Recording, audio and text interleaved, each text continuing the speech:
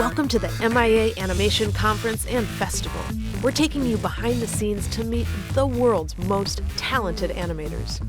Join us as we talk with these modern-day magicians about the changing industry, latest technology, and their magic in the making. All right, we've got an awesome woman, Leah, who's worked at the industry giants. Why don't you tell us a little bit about your career path and how you've gotten to where you are now? Oh, goodness. Well, I used to be a lawyer, and I don't do that anymore because I wanted to make cartoons. Wow. So I actually left that behind, went to animation school, actually, as we sit in an animation school. It was great down at UCLA, and then wound up working at Walt Disney Television Animation for about a decade, developing cartoons for kids, for Disney Channel and ABC. And so the first show I ever worked on was Recess, and I left right as we were kind of wrapping up Phineas and Ferb. Now, are you the one on the computer doing the animations yourself? Are you managing artists? What's your favorite role to play? Well, my role there was, I was a development executive. So you would come in and you'd pitch your awesome idea for a show, and then... Which leads me to my next question, which is, you're connected to Hollywood, you're producing things. When someone's pitching to the industry, what do you look for? What is Hollywood looking for right now? Hollywood, I think people's biggest misconception is that it really is about your idea, and it's never really about your idea. You need a good idea, but it's always about the people. Okay. It's about someone who comes in with a good, fresh voice. Okay. Someone who has probably the experience to back it up, right, to be able to make something happen. But you really buy into a creative vision that someone has and the energy that they can bring to a project. So yeah, That's good. So lots of energy, good vibes. If you've got an idea, you want to get behind it, right? Absolutely, and you want to have done enough to really be able to sell it. Right. Because it doesn't mean that you have to do everything, because you may be the person who's the writer, you may have the concept. Right. Doesn't mean that you should also draw the character arts. Yeah, you need really good stuff that's there. But part of it was my job while I was at Disney to partner people up. Yes. So if you were a director, I might find you a character designer and a writer and be able to put that together so we'd make an awesome pilot. So that's good, is artists need to learn to work in teams. Oh, absolutely. Right, so it's not just one person trying to do everything, but at the same time, one person needs to know different kinds of skill sets. So maybe they have a certain niche skill, but then they know enough about the rest of the environment where they can work good as a team. The entire entertainment landscape, whether it's more traditional things like film and television, or it's getting into what we used to call new media that isn't even new media anymore, right? But I now work in gaming, but you know, whether you're doing that, whether you're doing online, or whether you're doing things for mobile, all of that has to...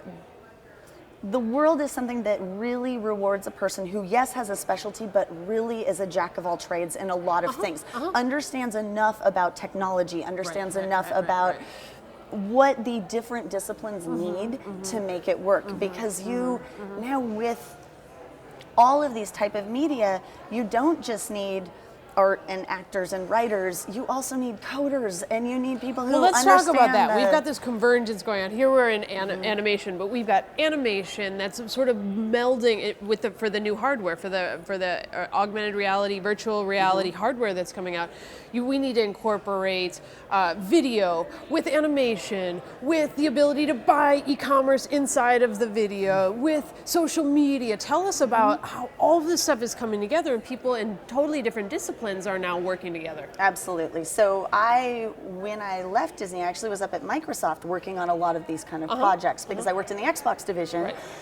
But aside from having games on that platform, obviously, yes, there was an e-commerce concept to this. They're working on, the Kinect platform. They were certainly working at the time on what now is coming out as HoloLens, and I got a chance to work on some of those pieces.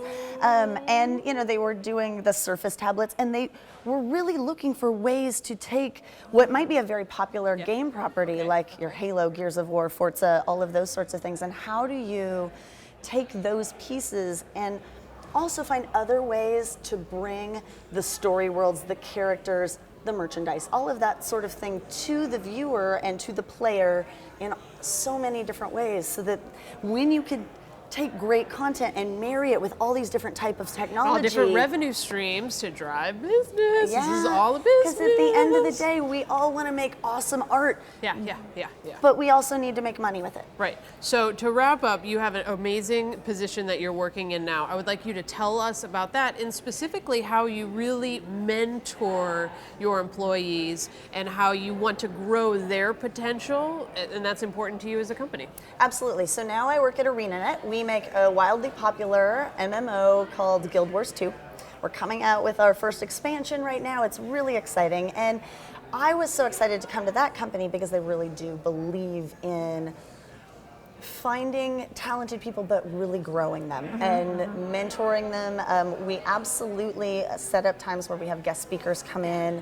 We're encouraged to go to events around the country and also learn from other things and bring that back and share those learnings with people. We have a great internship program that we also bring people in, and a lot of those folks get hired, and really pushing so that people will have new challenges throughout their career there, because they may do something for a year, but then the next phase of production comes up and they want to try something a little different. And we actually have a lot of people who, say, started in art and moved over to game design, or one of our game designers composes a chunk of our music. It's really cool in the fact that people get a chance to reach out and try new things collaboratively, but when they do that, people in the other disciplines are there to help them grow in that area, and it's a really great place to work.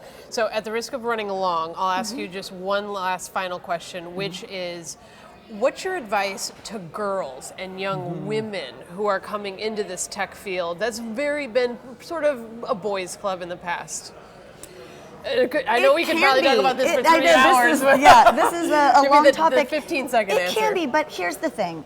I will say, even in the 6 or 7 years that I've really been doing a lot of stuff with gaming, the world is changing so much, and I think there is so much less tolerance for what people really thought of as being the boys' club before. But one thing that we still, and our school systems are working on all this kind of thing, the most coveted games in these industries, and the way to get your foot in the door, learn to code. Understand the tech, get in, do the technology stuff.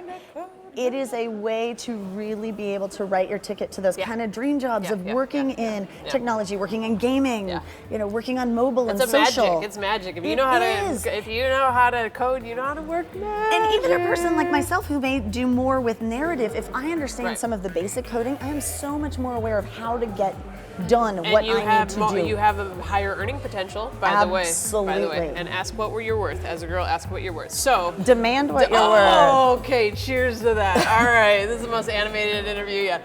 Thank you so much for joining us. I really appreciate your input. Yeah, it was really great to be here. Thanks, Jessica.